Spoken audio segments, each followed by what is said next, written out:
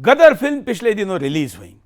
गदर film release होने के बाद उसमें जाने वाले हमारे युवाओं ने, कई तो ऐसे लोग थे जिन्होंने पहली गदर देखी ही नहीं थी, लेकिन सनी देओल का पाकिस्तान के प्रति गुस्सा, आक्रोश दर्शकों के बीच में जोश भर देता था।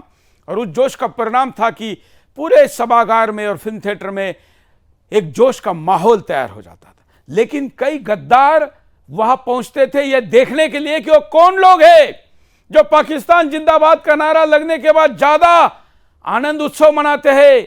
ऐसे लोगों की हिट लिस्ट बनाने, उनको डराने धमकाने के लिए भी कई लोग थिएटरों में जाते हैं। कई जगह पर हुए देश भर में ऐसे झगड़े, ये इसी का उदाहरण है। छत्तीसगढ़ में यही हुआ।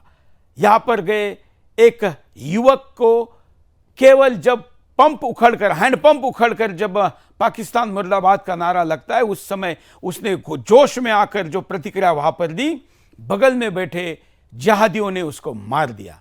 उसके साथ अन्य भी कुछ लोग हैं। लेकिन यह घटना छत्तीसगढ़ में होने के बाद घर में मातम है, आक्रोश है, दुख है। और पिता क्या कहते हैं, सुनिए। गलती था, इन्होंने मुझे मारा और इनको छोड़ना नहीं। आखिरी समय तक वो ये बोल के गया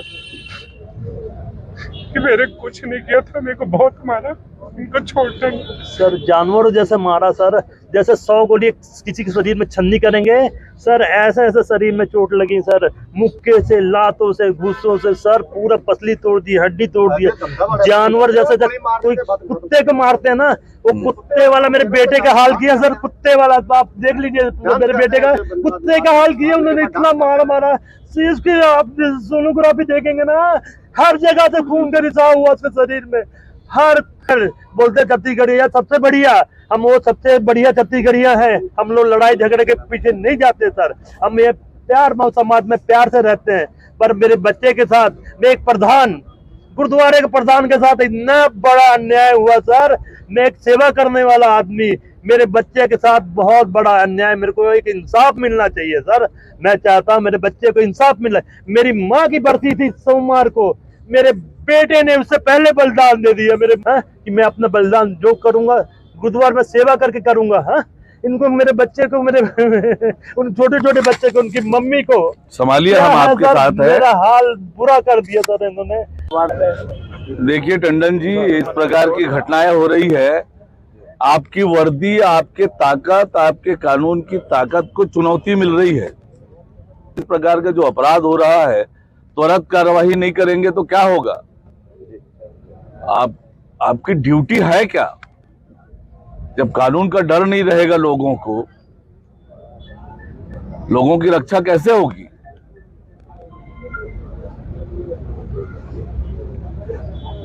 ठीक प्रकार से कार्रवाई करिए और तुरंत कार्रवाई करिए, कोई छूटना नहीं चाहिए, किसी के दबाव में नहीं आना आपको। ये प्रतिक्रिया आप देख रहे हैं, एक पिता अपने पुत्र के जाने की वेदना, उसके पास अब तो न्याय मांगने के सिवा तो कुछ बचा ही नहीं है। लेकिन छत्तीसगढ़ के पुलिस उस विपक्ष के बीजेपी के अध्यक्ष के सामने कैसे हाथ जोड़े चुपचाप खड़ी है, कोई प्रतिक्रिया नहीं दे रही, ना कोई वचन दे रही है। दुखद बात है। और जितने भी दोषी है उन सभी की गिरफ्तारी हो, कड़ी से कड़ी सजा हो और फास्ट ट्रैक करके इसकी सुनवाई हो। कि घटना के बाद जिस प्रकार से बताया जा रहा है कि बॉडी पर नाचे हैं, कूदे हैं, उनकी सोच कितनी आपराधिक सोच के वो लोग होंगे, कितना गंभीर कृत्य उन्होंने किया है, ये बताता है ऐसी सोच को कुचलने की आवश्यकता है। आप सुन रहे थे कि डेड बॉडी पर नंगा नाच किया, नाच रहे थे, मतलब केवल तालिबानी स्टाइल में उसको मार ही नहीं दिया, गर्दन काट ही नहीं दी, बल्कि बॉडी पर नंगा नाच रहे थे।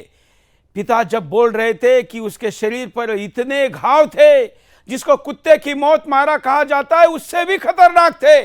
तालिबान में जैसे मारा जाता है, बल्कि अब तो हिंदुस्तान में भी मारा जा रहा है। दिल्ली में भी आप आए दिन ऐसे वीडियो देखते हैं जिसमें गर्दन काटी जा रही है। ये गर्दनें बोकड़ को जैसे काटते हैं, बैल को जैसे काटते हैं, जानवरों को जैसे काटते हैं, वैसे इंसानों को काटने के लगातार घटते घटनाक्रम में इस देश में एक भय का वातावरण बनाया हुआ है।